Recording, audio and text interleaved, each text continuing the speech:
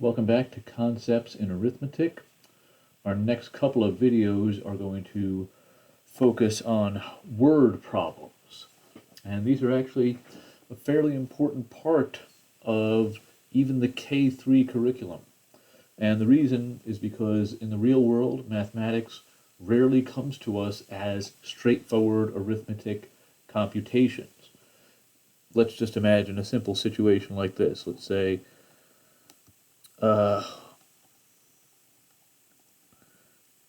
we have 14 teachers.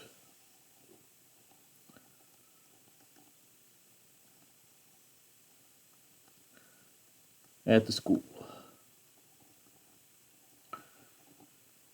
We need 3 boxes of chalk.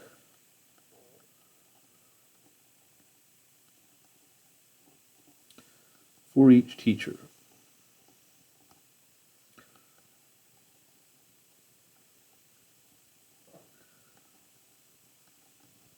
How many boxes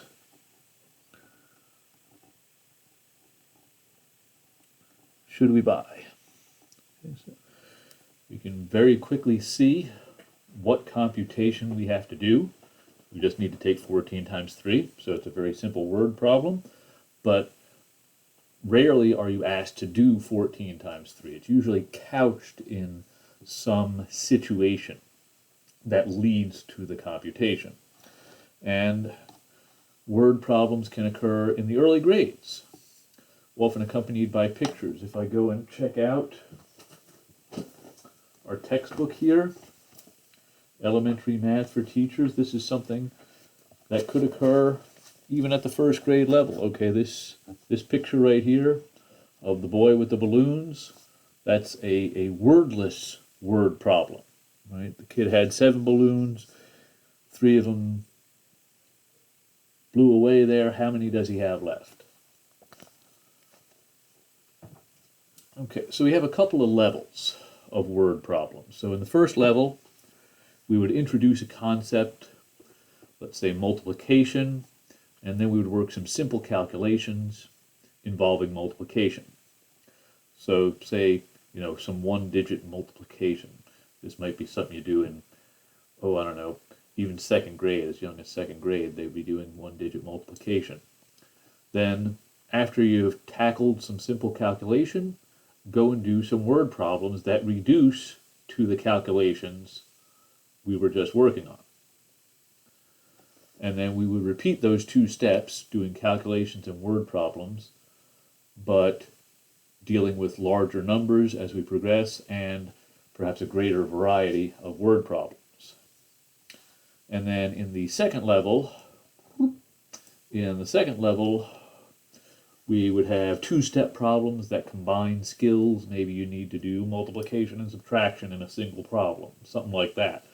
And of course, as you progress through this second level, you would eventually reach multi-step problems.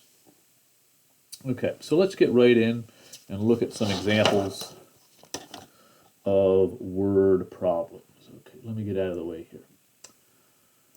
Okay, so one drum has 485 gallons of gas. How many gallons of gas are in 4 drums? Okay, so very easy to do now. For a teacher's solution, this is what we're wanting to see here.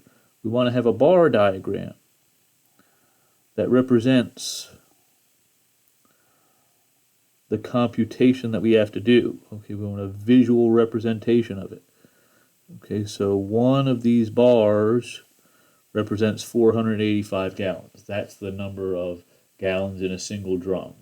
And we want to know how many gallons are in 1, 2, 3, 4 drums. So what we're asking is this total length. Okay, that's what we want to find. So 1 unit equals 485 gallons. That means 4 units equals 4 times 485 gallons. Okay. So we can even do some mental math here, some mental math practice, multiplying by 4. double, and then double again.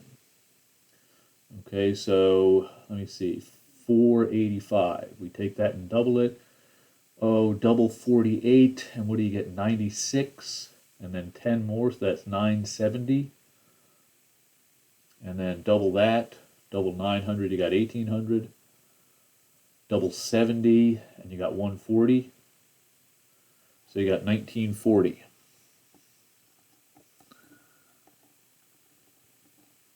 1,940 gallons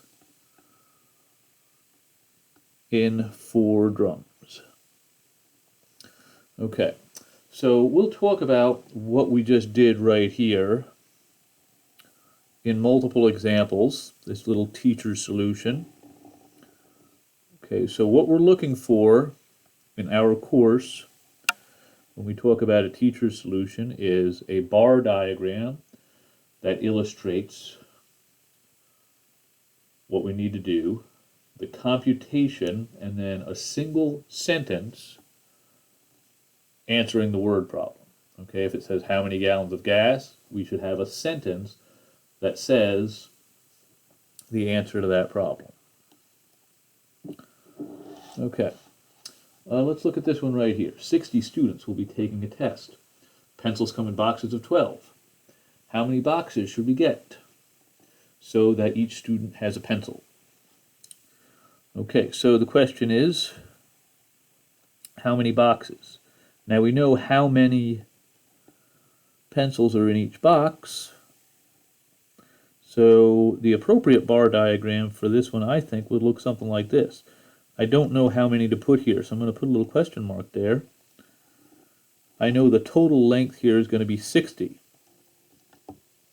Okay, think back to the different interpretations of division that we discussed back at the end of chapter 1. This is measurement division. We imagine we have like a 12-inch ruler, a 12-unit ruler, and we want to lay that down repeatedly until we get to 60 units total. Okay? So,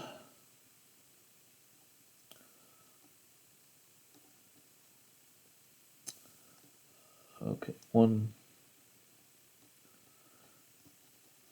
so our computation here would be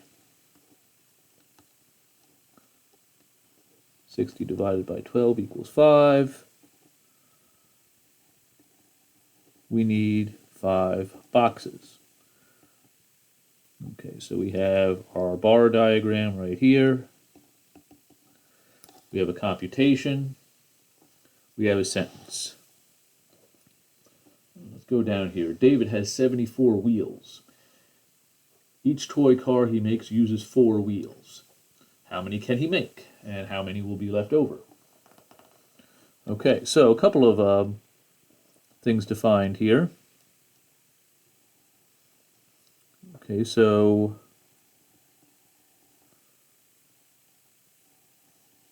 I'm actually going to have 2 question marks here in my diagram. So we know how big the groups are. They're going to be groups of 4 wheels.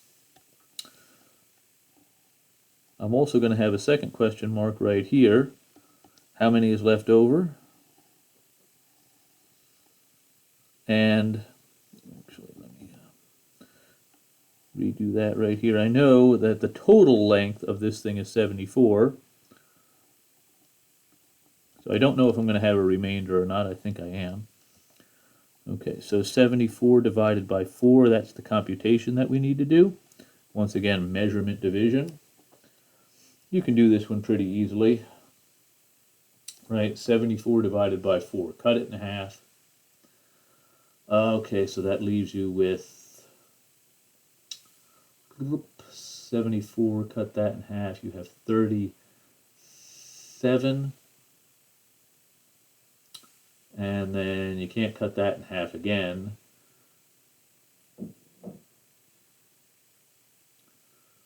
So it goes in 1. And then 34, that's 18.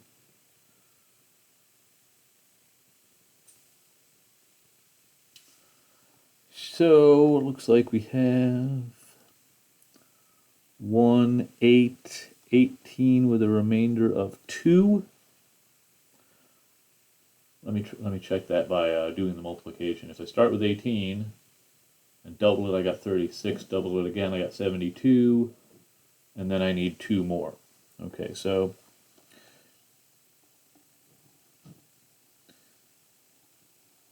he can make 18 cars with 2 wheels left over. Okay, so 18 cars with 2 wheels left over. Okay, so once again, diagram, computation, sentence. Now this is going to be a 2-step problem. Okay, the previous examples we looked at all involved just one computation.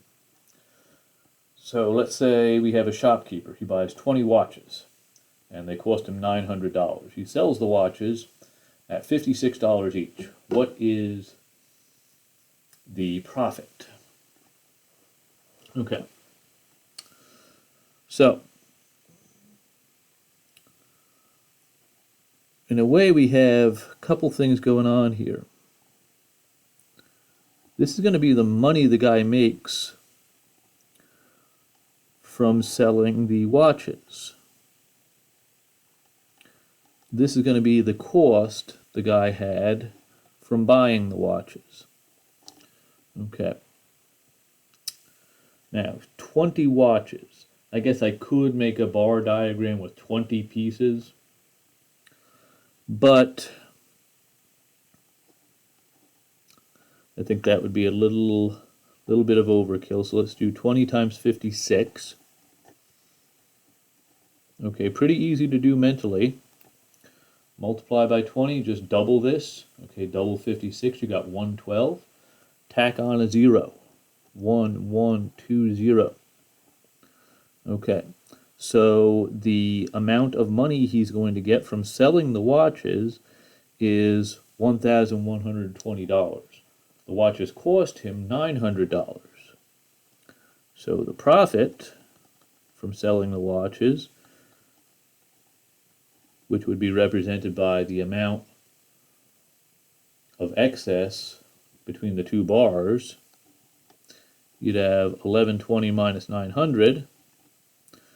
Okay, it's actually just a one-digit problem. It can also be done mentally. Just do 11 minus 9, right? So you have 220. And we should put a sentence here. His profit is $220.